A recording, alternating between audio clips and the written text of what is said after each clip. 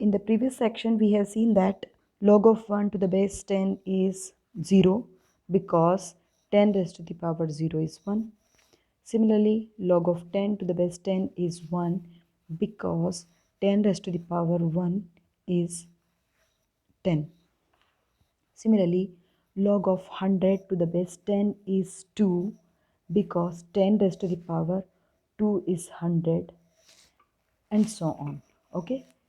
Also, log of 0.1 to the base 10 is minus 1. Okay, because 10 raised to the power minus 1 is 1 by 10, which is equals to 0.1. Or log of 0.01 to the base 10 is minus 2 because 10 raised to the power minus 2 is 1 by 100 or 0.01, and so on.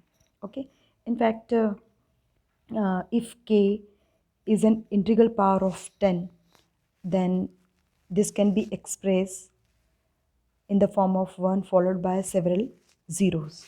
Okay, but if k is not an integer, then if k is not an integral power of 10, then it is not easy to compute log k just by using the definition of logarithm.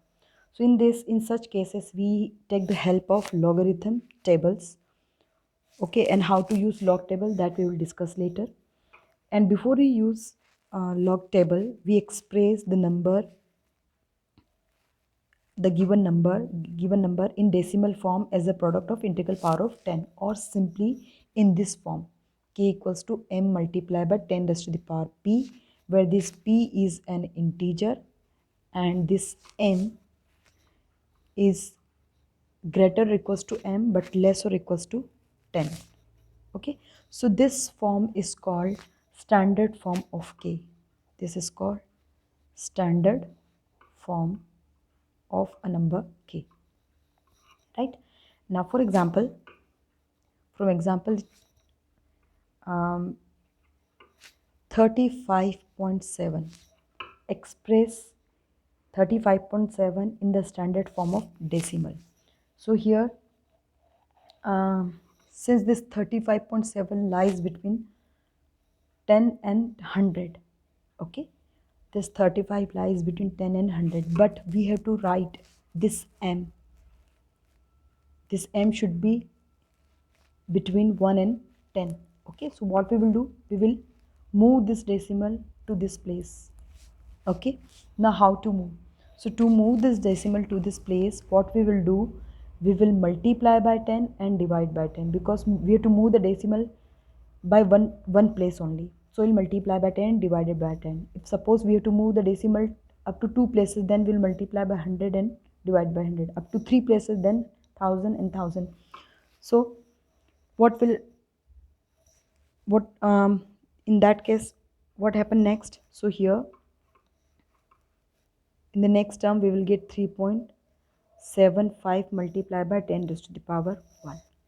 Okay, so now see, this 3.57 is a number which lies between 1 and 10.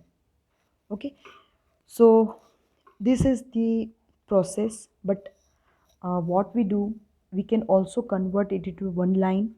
Whenever you shift this decimal from right to left, okay, then the power will be positive. This thing you have to keep it in your mind. So whenever we shift from left to right to left, positive power. From, I will write here, from right to left, power will be positive. Okay, and the power will depends on how many places we are moving. And from left to right, then power will be negative. Okay, you might have done this type of questions in junior classes, but let us see few more examples. Suppose we have to express this 1 to say 39.54, then how to write in the standard form? So here this number is, it's not between 1 and 10, so we will move this decimal up to how many places? 1 2 3. So 1.23954. We have moved the decimal up to how many places? 3 places, and that too from right to left. So in right to left the power should be positive. Okay, the power will be positive. So this is the standard form. Now next, take this type of question in which we have to move the decimal from left to right. So in this case, we have to move the decimal from left to right, from here to here. So when we move from 1, 2, 3, we have moved up to 3 places. So 2.9, 10 raised to the power, how many places? 1, 2, 3. So we'll write 10 raised to the power minus 3. So this is the standard form. It's very simple. You might have done in your earlier classes. Okay, take one more example. 0.00037. So 1, 2, 3, 4, up to 4 places we have moved. So 10 raised to the power, and that too from left to right. So 10 raised to the power minus 4. So before we find the logarithm using log table, whatever the question is given, we will convert it into standard form. And this is the way we can convert it into the standard form.